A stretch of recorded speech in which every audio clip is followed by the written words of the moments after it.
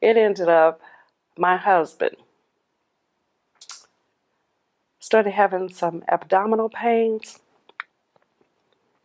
then started having a little difficulty with urinating. And I told him, I said, well, you're due for your checkup. So he goes for his full checkup and finds out that, of course, he has the enlarged prostate. So they did the surgery and everything was fine. Then it was time for him to have his colonoscopy.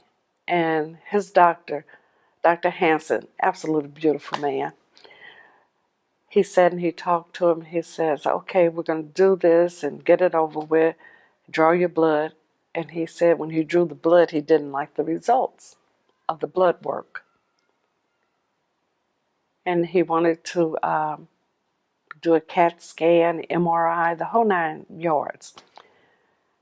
And the whole time, I'm very, very calm. In fact, I was so calm, I frightened myself with the calmness. And Dr. Hansen came back and told us, I can't find what I'm looking for, but I know it's there. And I asked him, I said, well, what are you looking for? He said, all his blood work says that he has a growth. And I need to do an exploratory lap on him and find it. So set up the surgery and everything. And Dr. Hansen came back. Joe was awake by then, and Dr. Hansen came to the bedside and told him that he had found a tumor that was deeply embedded in his colon. And he believed that he had gotten all of it, but he still wanted to do treatment. So it ended up, after the surgery and the recovery, Joseph started with the chemo. Had Dr. Cuevas, his oncologist, did the chemo on him, and then also he would have to come home and a nurse would come in and put this delivery pack on him to deliver more medication. And so we went through that maybe about a full year with the treatments and everything. And they came back and told us that, oh, he looks good, blood work looks good, everything should be fine. So we were like, oh, okay. But me, I still would not breathe. You know how you take that sigh of relief? I could not. I was like on guard. And I remember Joe got up one morning and he went to go to the bathroom. And I was like, are you okay in there? He said, I'm having trouble urinating. I said, okay, just take your time. And so he ended up, he urinated and everything, but the urine was dark. And I didn't like the color of it. It was dark. Anyway, we ended up going to the urologist, and they ran tests on it and everything and got back with Dr. Hansen. And Dr. Hansen's reply was, your cancer has come back, and it's come back with a vengeance. And we sat there, and Joe looked at me, I looked at him, and he turned, he said, came back with a vengeance? How much of a vengeance has it come back? And it had metastasized to his kidneys, his liver, lymph nodes. So it came back with a vengeance. And the word to us was, get your life in order. Get everything in order. My hubby got busy. I mean, real busy. I wanted to quit work. He said, no, you go on and go to work and let's just go on with the flow. I thought, okay. This man had already put things in order. He got in touch because he had his airplane. And he had already gotten in touch with his friend, John Kirkham, and told John what to do for the airplane. He said, because Nisi knows nothing about selling the airplane, man. You've had a fleet, you know how to sell it and everything. So he got that in order. And then I remember I came home one day and he had one of the grandkids helping him pay bills. And I said, what are you doing? He said, oh, I was just, piddling around, had the baby pay the bills for me, blah, blah, blah. I think he didn't want me to know just how really, really sick he was. And he was sitting, and he went to prop his legs up that evening. And I noticed that his left leg was swollen. And I told him, I said, we need to find out why your legs are swelling. So made an appointment, went back to the doctor, and he was like, yeah, Carmalita, we're going to give him just some Lasix to get the extra fluid off, and he should be okay, and blah, you know. It was, in other words, they were saying there's nothing we can do. And I knew there was nothing we could do, because when he got up one day to go to the bathroom to urinate, he started sweating. And I was like, babe, what are you doing? He said, I have to urinate, but I'm having trouble. And I said, Joseph, please don't force it. I'd rather take you to the emergency room. But of course, being the man he is, he forced it. And this man urinated pure blood, big blood clot and pure blood. And I knew then we were on our way for transition. He ended up in the hospital. They took care of it. Urinary tract infection, irrigated his bladder, cleared it up, sent him home. And I started being his nurse. I was his nurse. The company I worked with, we brought him in up under our company, and he was my first patient in the morning. I would bathe him, take care of him, give him his breakfast, and then he would tell me, I'm okay, you go on to work. But of course, you know, I was calling back and forth to check on him. And I remember they decided to put him back on chemo. And I was getting him ready that morning to take him in for his first chemo treatment.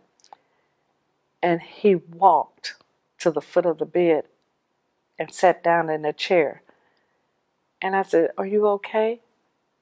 He said, I can't move, I can't walk. Where are the boys? Call the boys and tell them.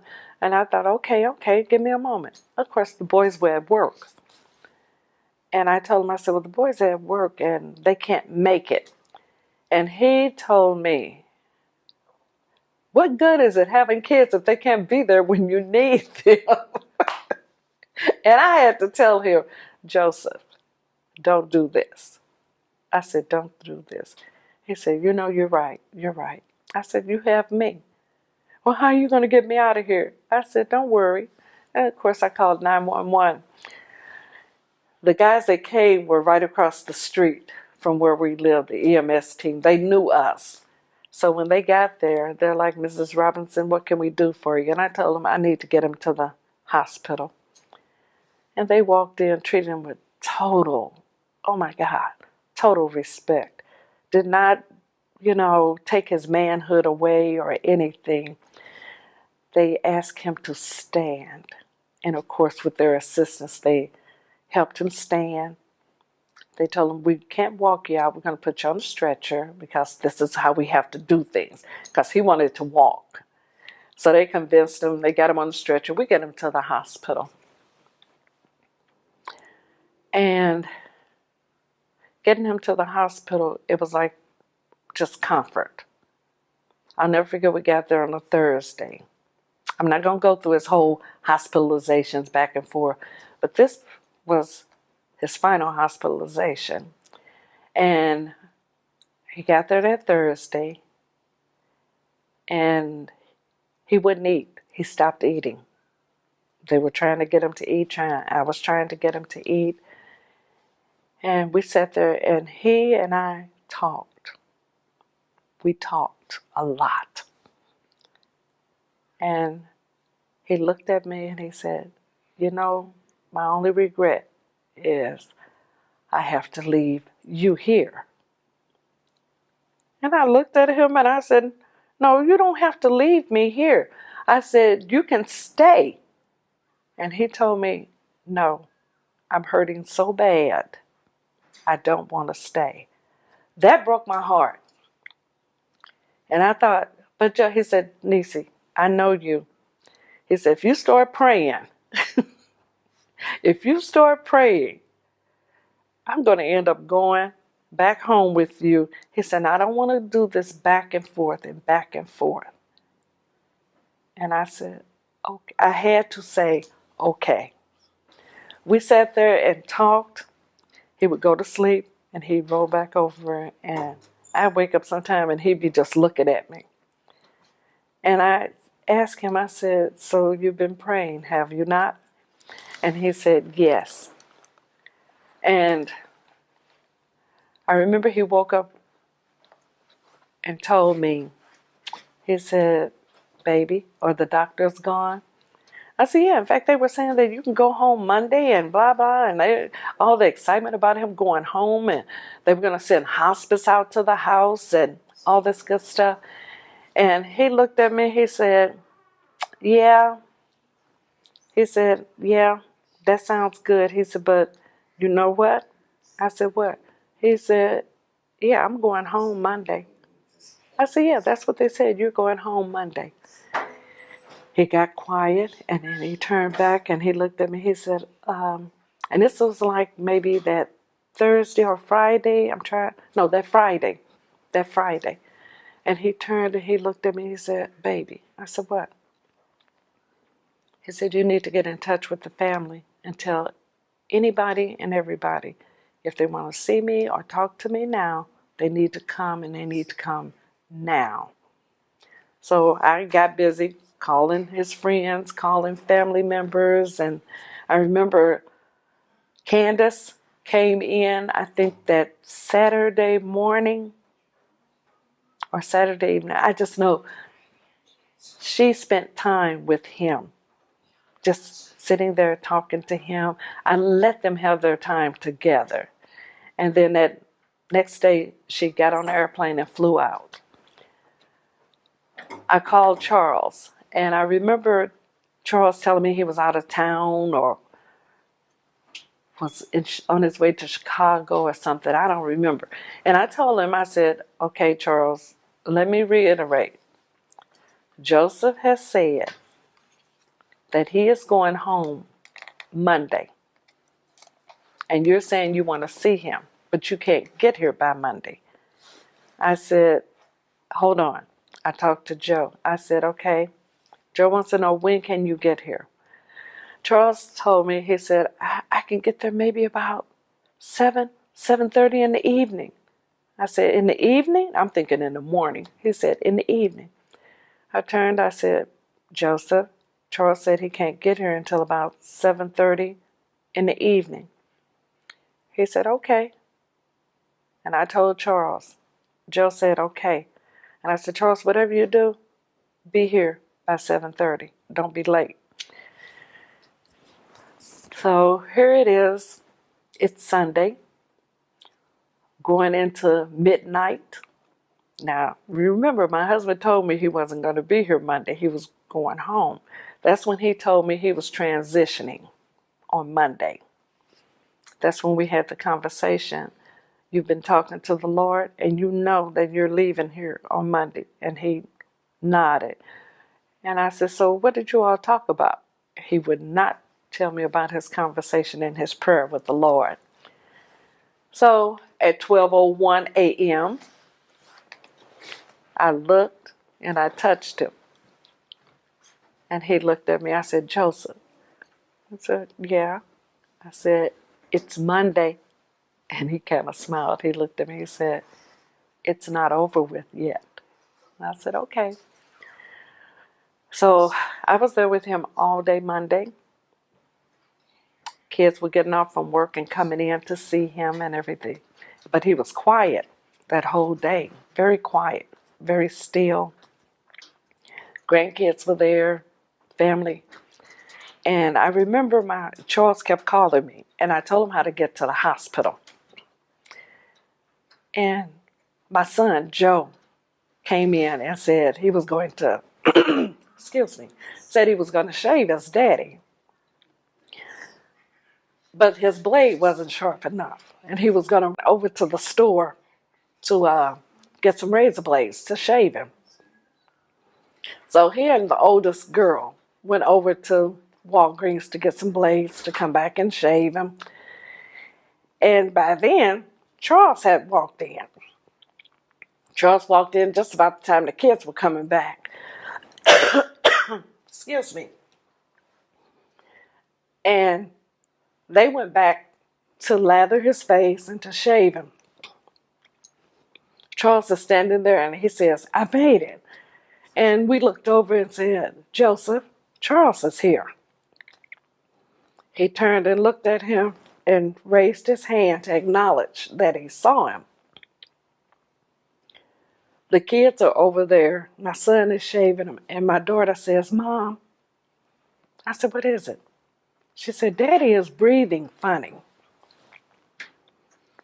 I excused myself from Charles, walked over, and I told him to move.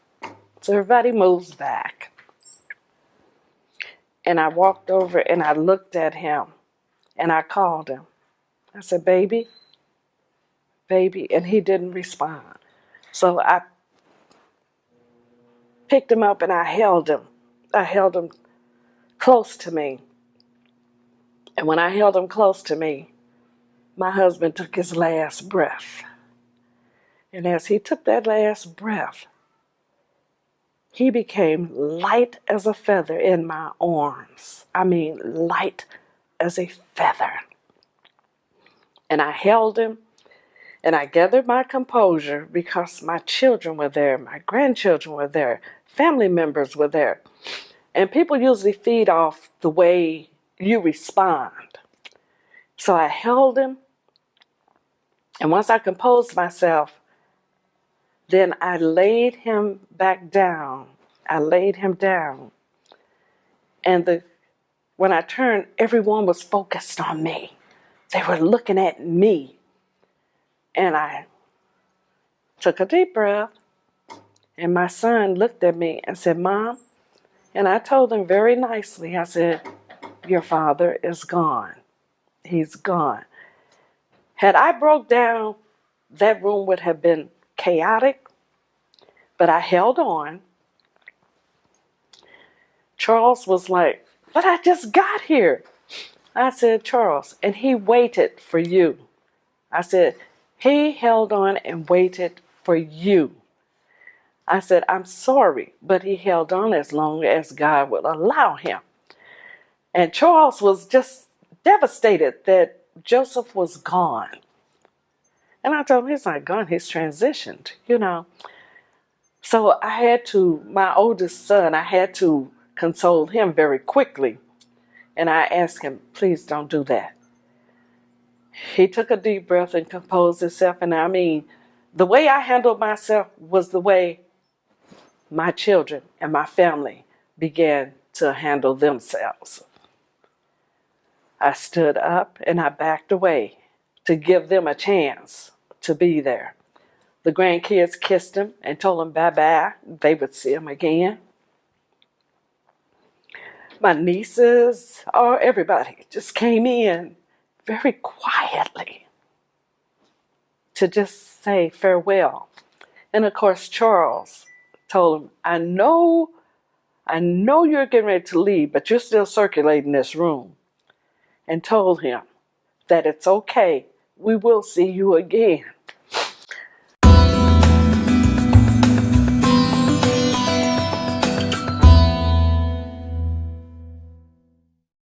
Needless to say, I just left the room and I made a phone call. But prior to all of this, we already knew the funeral home that was going to handle the body. We already knew about his services. And I mean, to this day, I wonder where I know where the strength came from. But to sit up and write his obituary, the planning of everything, and it was like everything was just going so smoothly in place. And because my husband was a man, like I said, of order, did not like confusion, did not like things to be out of place. And so in the midst of planning and doing the obituary, after we finished all of that, got everything in order, I sat down one evening and I thought to myself, oh my God, I still have to pay bills. And I thought to myself, oh my God, I couldn't remember passcodes or passwords. I mean, I was like, oh my God, what am I going to do? So I went downstairs to the office. And when I opened the office door and I sat in front of the computer to go into the computer crashed. I mean, just crashed. And I thought, oh, Joe is gone and you decide to leave too. That was my words. I thought, what am I going to do? I looked and I said, oh my God. And I looked over to my right on the wall. This man had written every password, the ID. It was a total list of everything. He had even printed out bills that were to be paid, when they were to be paid, when money would go into the account, when the bills were coming out. I mean, he put everything in order. Then I looked a little bit further and he put on there, for heating and cooling, call so-and-so. For electrical, call so-and-so. Don't worry about the airplane, call John Kirkham. I said, everything is in order.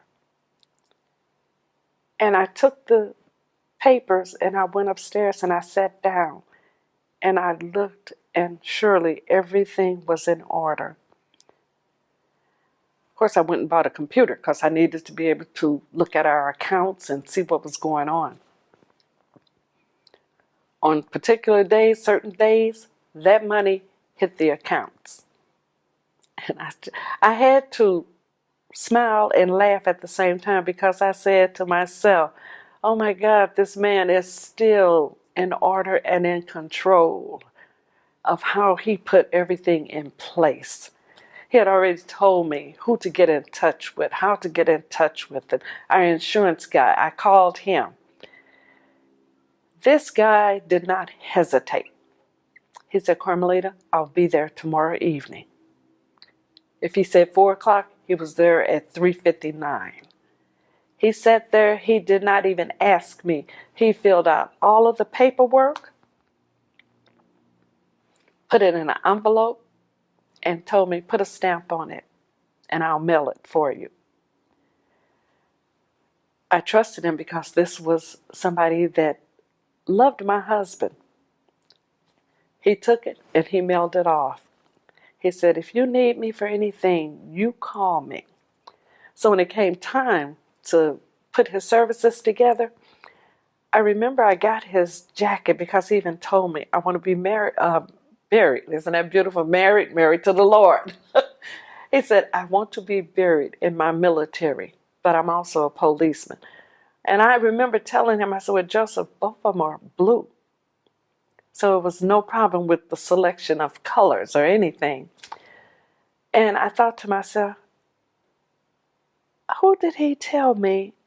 And when I looked on the paperwork was to put my medals on my jacket, called Richard Pack. And I called Richard and told him. Richard didn't hesitate. He got up, came over to the house, put all of Joe's medals on and everything, hung his jacket up. He made sure everything was in order. And he reminded me, he said, Carmalita, do you have the white gloves?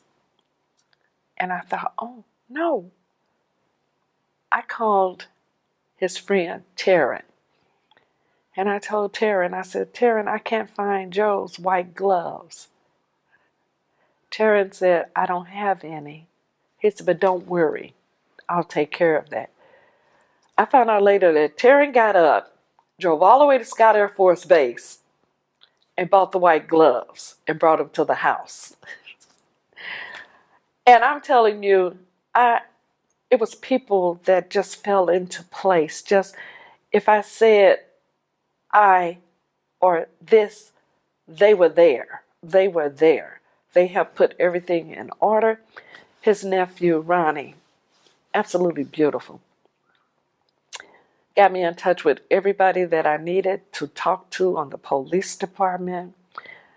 And Richard got in touch with everybody I needed to talk to on the military side to bring everything together. And I'm telling you, once everything was together, and I talked to my kids, and I told them, I said, you do know your father was about things being decent and in order, and the way we should act in public. Now, they're grown. And they said, yes, ma'am. I said, so this is how we are going to conduct ourselves, decent and in order. And they were like, yes, ma'am. We went and picked out his casket.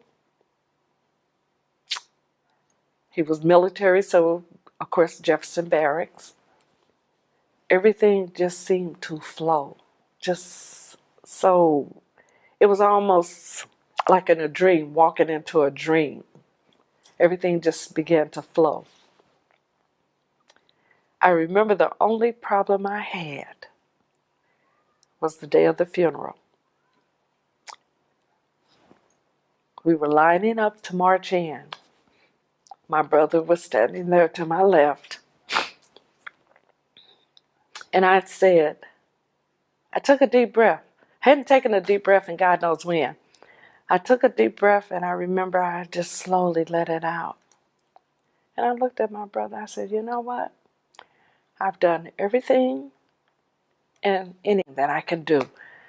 I said, Charles, I'm going home. He said, huh? I said, you all can do this. I said, but I'm going home. I'm not walking in there. Charles grabbed me by my arm, and he said, baby.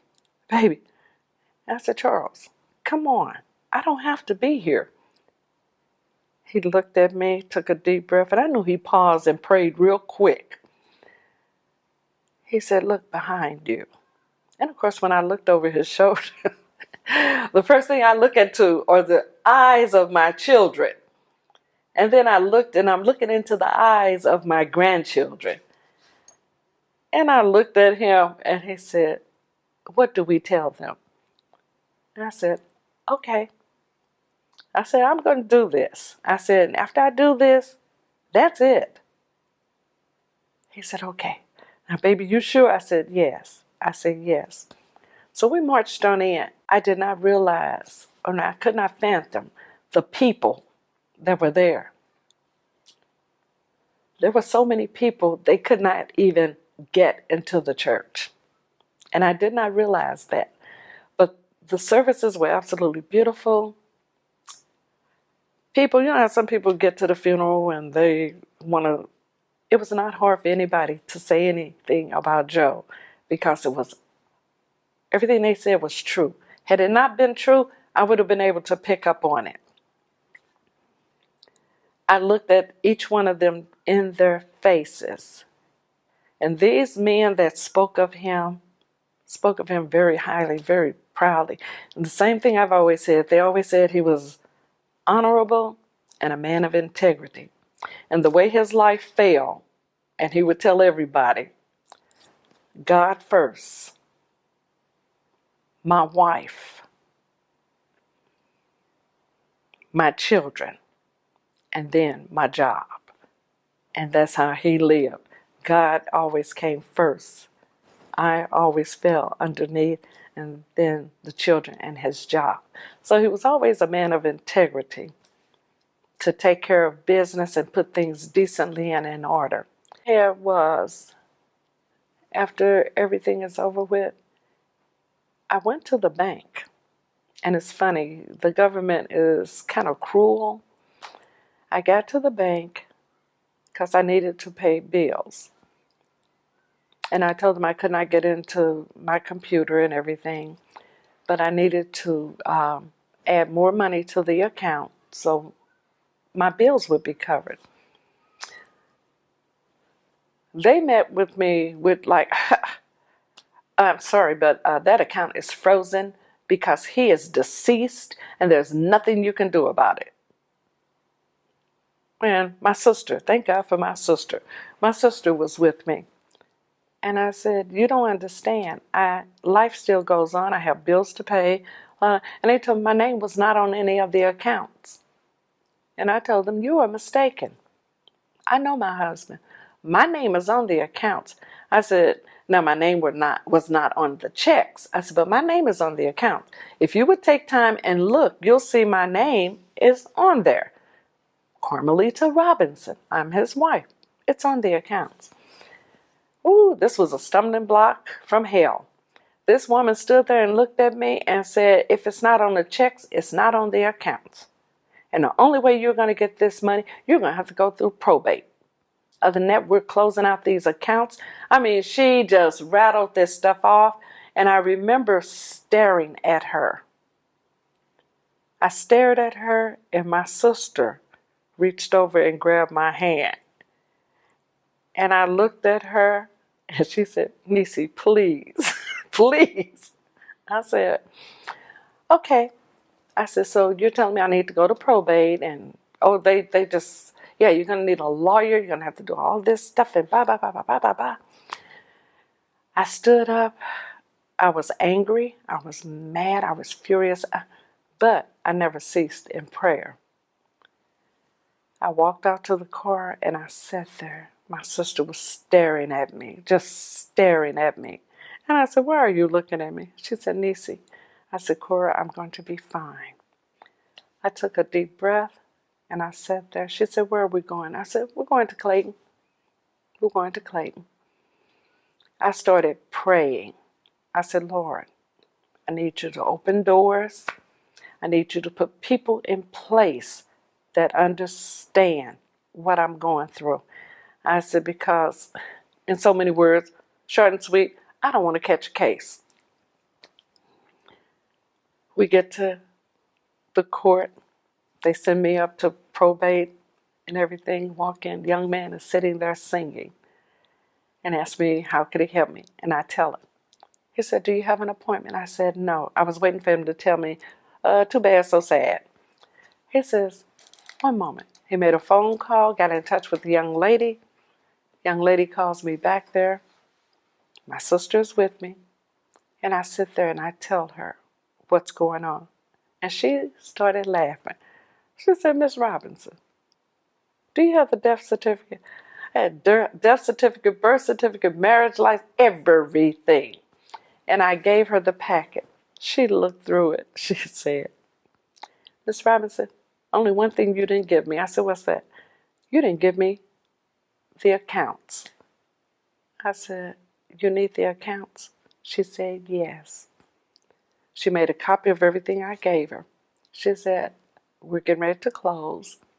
First thing in the morning, you bring me those accounts. I thought, okay. So I went home. My sister is sitting there, Nisi, and I looked at her. I said, Cora, I have had so much mail. I don't even remember seeing the mail that had our accounts. In my quiet moment, I sat there and I said, Lord, you know where all that mail is about our accounts. I have just laid it somewhere. I said, I don't want to search. I don't want to have to run through the house looking. I said, you know where it is. Just tell me where it is. I walked into the family room and I looked around. I looked on the fireplace. There was everything I needed sitting right there. I reached over, picked it up. Cora is looking at me. She said, what's that? I said, all the accounts. She said, what? I said, all the accounts. That morning, we just went straight back to the courthouse. I give the woman everything. She gets to typing. She said, Miss Robinson, no problems. Take it to your bank. I take the letter she gives me and everything else, and I go back to the bank. And I met with this one young girl, and I'm sitting there, and I tell her, this manager walks over, stands behind the young lady facing me, and says, oh, yeah, I see you got the paperwork. I said, yes, I have everything that I need. You might have the paperwork, but we're going to close out all these accounts. And I looked at her. I said, no. I said, see, because if you close out the accounts, then I've got to call every last one of these people and have a new account. I got to go through the trouble of and I'm trying to explain to her. And as I'm explaining, I found myself becoming angry. In my anger, I knew I would say something out of place and would turn her against me even more. I took a deep breath and I sat back in my chair. And she had like a look of satisfaction on her face. While she is having this look of satisfaction, I am sitting there praying. I said, Lord, give me what to say, how to say, when to say. And I sat there quietly. And I looked at her, and she was so smug, like, ha, ha, ha. She tells the young lady, go and close out these accounts and give her a cashier's check or whatever it was she was supposed to give me. And I'm sitting there looking, and I looked at the young lady. I think her name was Allie. I said, Allie. And she looked at me. I said, yes, you go on over there. I said, the accounts that you're going to close. I told her the accounts that she was going to close. And I sat there, and it was like the Lord began to speak. And I said, you're going to close the accounts, and then you're going to reopen the accounts. You're going to bring the cashier's check over here. I'm going to sign it, and you're going to deposit the money back into the accounts. That's what you're going to do for me as a customer of this bank. Am I wrong or am I right? She looked at me and she said, yes, you can do that. I said, okay, go ahead, go do it. The manager is standing there and she is furious. The young lady goes over, brings the check, I sign it. She goes right back and deposits everything back into the bank, comes back with every account number and tells me how much is in every account and tells me, Miss Robinson, if you have any problems, call me. And she gave me her card. She said, you should not have any problems with paying your bills or your, the accounts that come out, automatic payments. She said, you shouldn't have any problems with anything. I told her, thank you. The manager behind her was so mad at me, and I stood up. And my sister, I don't know what she thought I was going to do. She grabs my hand and it's holding it. And I told her, let me go. So she let me go. And I told Allie, thank you very much. I shook her hand. I looked at the manager and told her, you have a good day. Turned around and walked out. But I'm telling you, when I got in that car, I was like, thank you, Lord. Thank you for bringing her. When he says he'll make your enemies your footstool, she was my footstool. I didn't step on her. I could have stepped on her, but I didn't. And I had to tell the Lord, thank you for your leading, your guidance, being patient with me, and giving me victory in the midst of all of this. And of course, creditors are calling. One thing my husband had told me, and I used to get upset. So ladies, don't get upset. When my husband would open an account, especially anything that dealt with credit, he would not put my name on it. And I used to think, oh, so you don't want me using your credit card? You don't want me shopping? And he would laugh at me. He said, you don't understand right now. So when the creditors start calling and everything, and you're thinking, oh my God, I got to pay this, I got to pay that, I got to pay. And I thought, wait a minute, that's not what my husband told me. So one creditor called me, and I said very nicely, I said, is my name on that account? And he said, no. I said, well, then you called here asking for Joe Robinson. I told you he's deceased. So what do you want me to do? His comment was, I expect for you to pay this. I said, but I'm not obligated. I want to be sure. Got in touch with a lawyer. The lawyer tells me, you're not obligated. Did he leave a will? Did he leave anything that said? I said, no. In fact, we were in the process of putting together our will, power of attorney, everything when he passed on. So with that being said, all of his creditors, they had to just swallow that debt. So I didn't have to be out of pocket for anything. his airplane, his friend John sold that airplane. It was such a beautiful airplane. The nickname of the airplane was The Other Woman, because there was Joe's love also. The airplane sold without a hitch. But I will tell you one thing.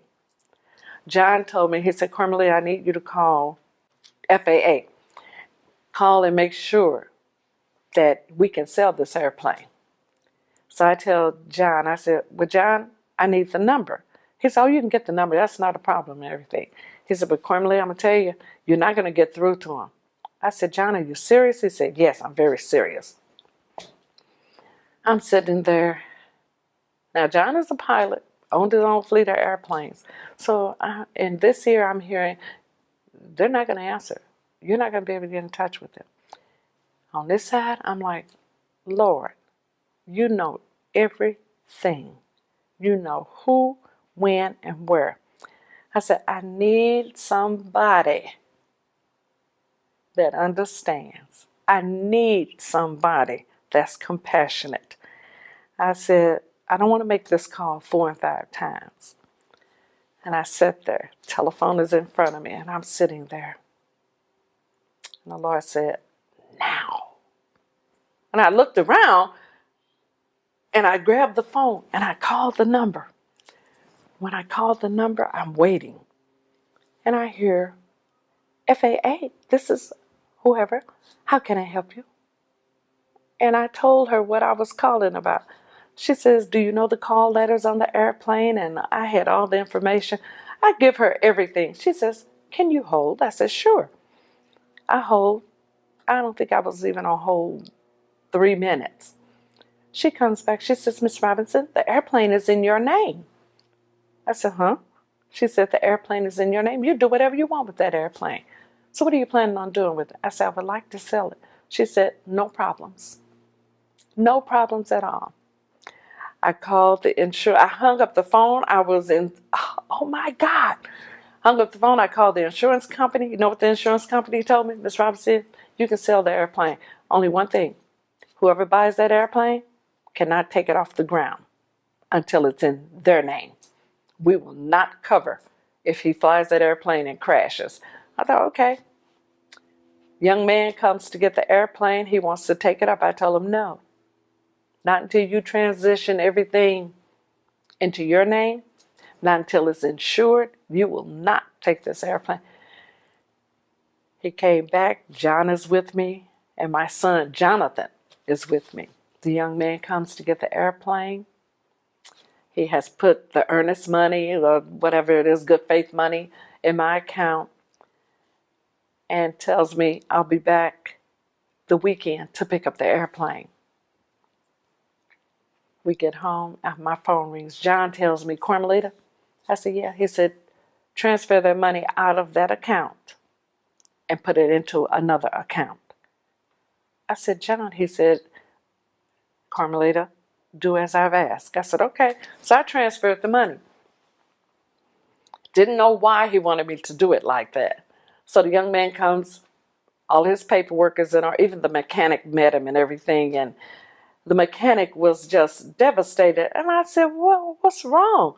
He said, this was such a beautiful airplane. I love this airplane. Your husband kept this airplane like a well-kept woman. And I started laughing. I said, well, you do know the nickname was The Other Woman. And, of course, we had a light moment and laughed about it and everything.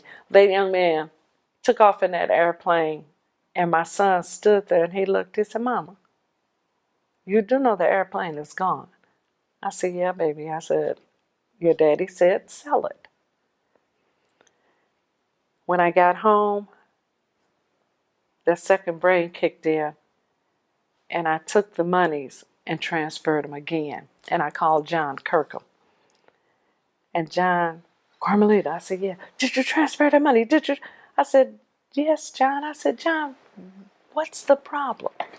John said he has known people that would buy the airplane, and when they take off in the air, they make a call to their bank and said, I decided not to buy the airplane. So the bank snatches all the money back, and they've got your airplane, and they're gone.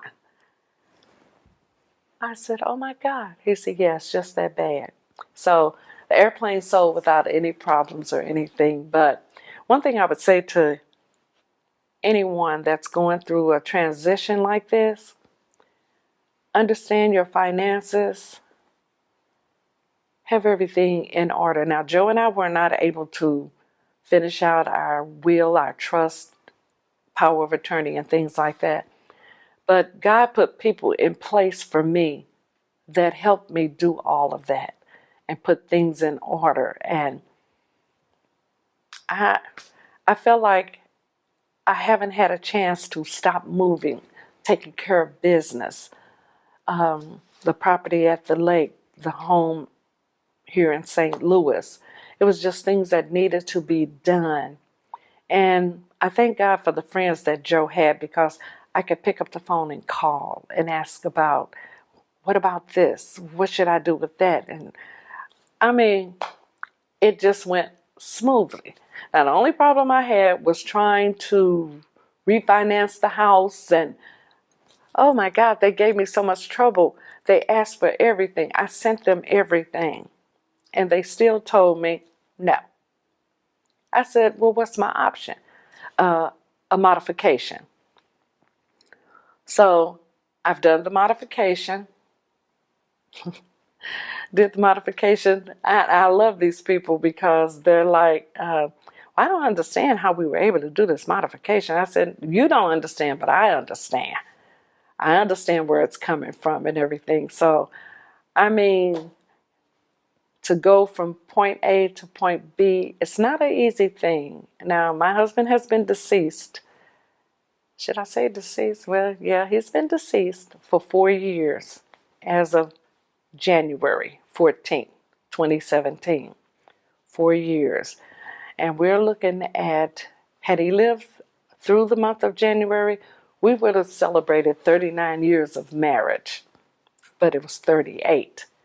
So it's a lot of things that come up and things that you really should discuss and have in order and in place. I know Joe was in the process of refinancing the home because I picked up his cell phone and I saw so many calls on his phone. And when I hit it, it was one, and the young lady says, Mr. Robinson, I understand what the holdup now is on refinancing your home. And she didn't call back. But I called her, and she told me at this point that it had been closed and all that good stuff. But had he told me ahead of time that he was refinancing, I would have known what to expect. So it behooves us to have everything in order, have this conversation, because we're not promised. We are not promised to be here forever. So have everything in order. Have this discussion with your spouse.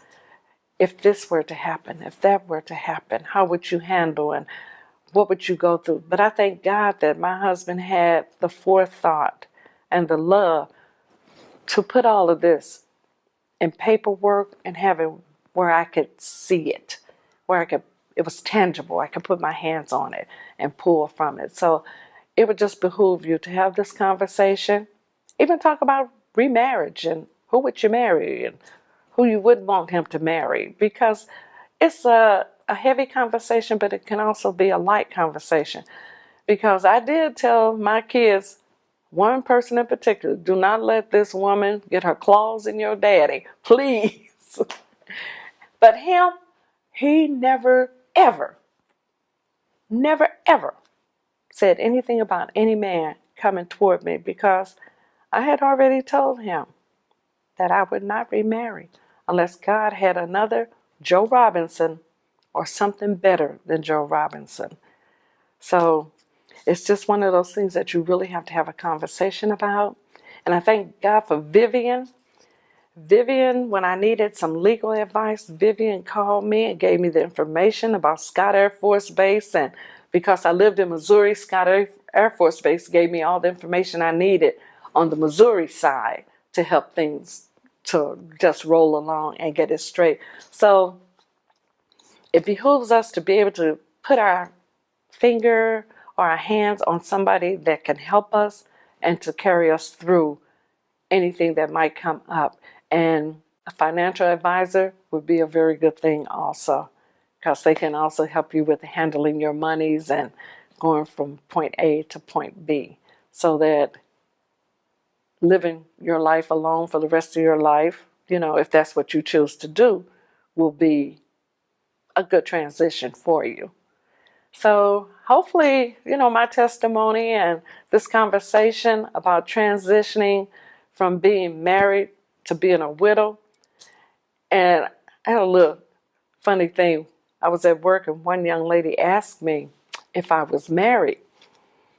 And before I could really say anything, I told her I was divorced. And I said, I'm not divorced. And she said, but I said, no. I said, it was so easy to say divorce instead of widow. I said, I'm a widow. And she said, I would never know it. I said, why?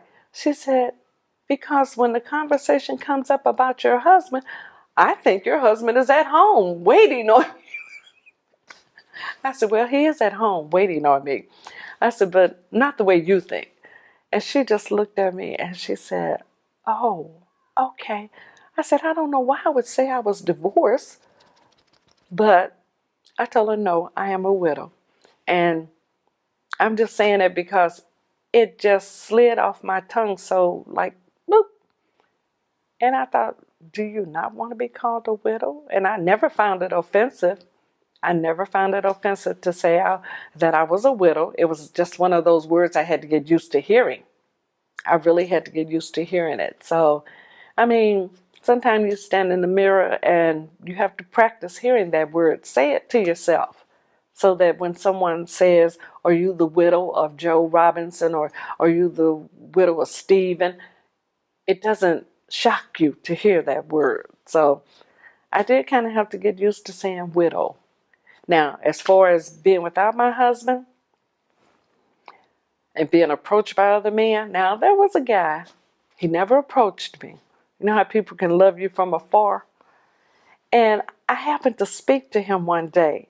And when I looked in his face, I was like, And so I was on the run. I was running back. And I said, oh my God, am I seeing in his eyes what I'm really seeing? And one of his friends told me, that man loves you.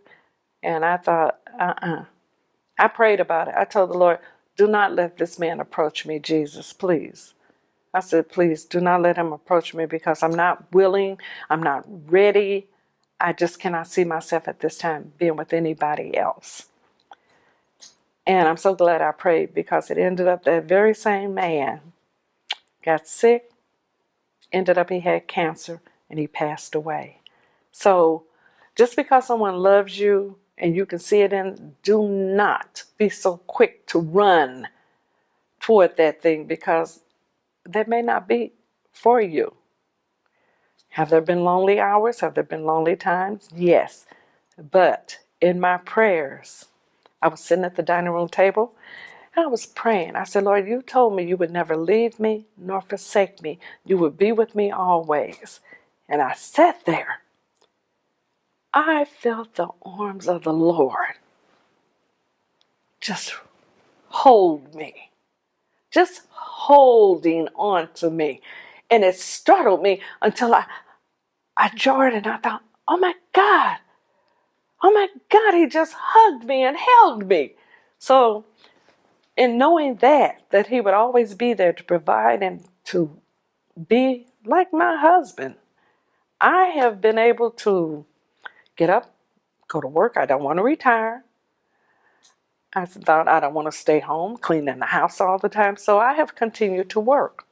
My daughter, who was also broken, decided, Mom, I don't want you to ever be by yourself again. So she moved back home. House is big enough. So she's home with me. She's good company for me. She can be there and not be there. And I'm good. Now, I have never taken off my wedding ring. I have never taken off my ring that I call my just because ring. And it's my just because my husband opened his mouth and made a promise to me. And he told me, because I opened my mouth and said it, I have to get you the ring. So this is my just because ring. And I keep it on. My wedding band I will not take off. It's not trying to ward men off or anything like that, because I'm going to tell you, I had one guy that approached me. I mean, he was young enough to be my son. He approached me and he's talking to me, and I looked at him and I thought, baby, I have children your age. You know what he told me? I don't mind. I'm just looking for a sugar mama. Somebody, somebody to take care of me. I'm sorry, but that's how I did. I laughed dead in his face. I said, baby, keep stepping. Keep stepping. And he wanted to know my age. And I thought, it's none of your business what my age is. But I thank God that people have been absolutely fooled by the fact when they do find out my age, they are like, are you sure? Yes, I know my age. I said, I do know my age. I have had women look at me, and one woman looked at me and asked me, can I just... I thought, what do you see that I don't see? You know, but I guess I don't show my age that well. I don't know. I think I do, but I have not had anyone to really come forthright and say, I am pursuing you. No, no. And I think it's because I have told the Lord, I really cannot see myself remarrying. And I had always told Joseph, I said, when I'm determined and I have my mind set up, because I even told him when I did state boards and everything for my nursing, I said, I'm only doing this one time, and I'm not doing it 2 and 3 times. I know women that had to go take the exam 2 and 3 and 4 times. I said, one time. One time. If I dated a guy, one time. We broke up, that's the end of it. Never went back. Joseph, I told him, I said, I'm only marrying one time in my life. I said, whether it's a good marriage or a bad marriage, one time in my life. And I thank God that it was an absolutely beautiful marriage. So maybe that's why I'm so reluctant to even, really, I have not even thought about pursuing. I have not thought about pursuing. One thing people wonder, well, you need somebody to love you. And I think about it. I said, you know what? I have thought about the many times my husband held me. I close my eyes and I think upon the way that man held me. I don't need anybody else to hold me like that, because when he held me, love just, I could feel it.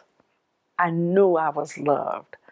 So the loneliness, no. I can honestly say no. Do I need a man in my life? No. I really don't. And I have pondered, there's something wrong with me. Because I've had girlfriends that ask me over and over again, are you going to remarry?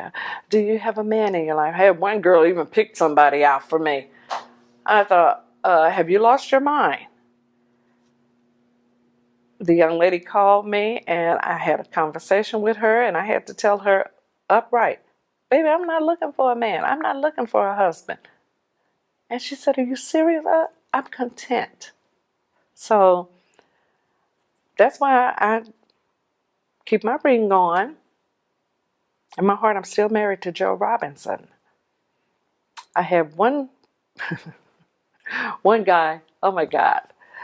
I had one guy, he pursued and pursued and pursued. I mean, I had not even put my husband in the ground. And this man called me 7 times in one day.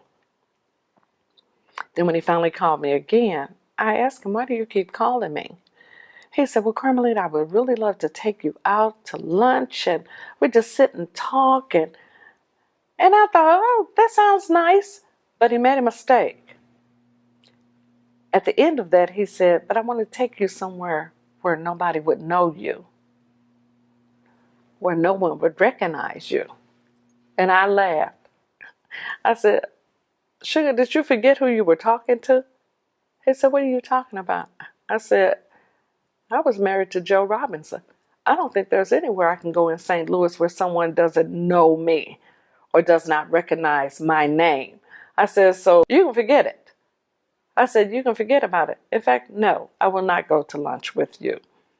And I mean, I had never even thought of him in that shape, form, or fashion at all, any old way. But I mean, he was the only one that really tried to slide up under the radar. But no, my radar was I knew where he was coming from. But no, I have really not been approached by anyone. And I'm not looking for anyone to really approach me. I have been busy, kept myself busy. I've done things with my girlfriends, my children, my grandchildren. I mean, just you learn that there is life after the death of a spouse. And you don't have to curl up in a ball. You don't have to lose those treasured moments. Keep those things to heart and feed off of those things. And you will realize that you were truly loved. So these are things that each one of us, we have to learn how to handle it individually and just be prepared. Like I said, have that conversation. Have that conversation because our children, our friends, our relatives will react to the way we react. So if you can take a deep breath and tell the Lord to compose you, then you do that. Because if you fall to pieces, the family will fall to pieces. So I don't know what else I can tell you or give to you other than put God first. Let him lead you and guide you. And thank you. You know, Charles is the really only brother beside Leonard that I have. I don't have any brother-in-laws on my side of the family. And I appreciate Charles. I appreciate most of all his parents. And as Charles, I too am retired from the military. I'm a retired Navy Lieutenant Commander, 41 and a half years of service. That's not all active, that's not active, and 32 and a half reserve. But I know what it's like to receive those awards as well, and they're not easy. And they're not given unless they're deserving. And certainly Charles is deserving. I thank Steffi for this time. Thanks, Steffi.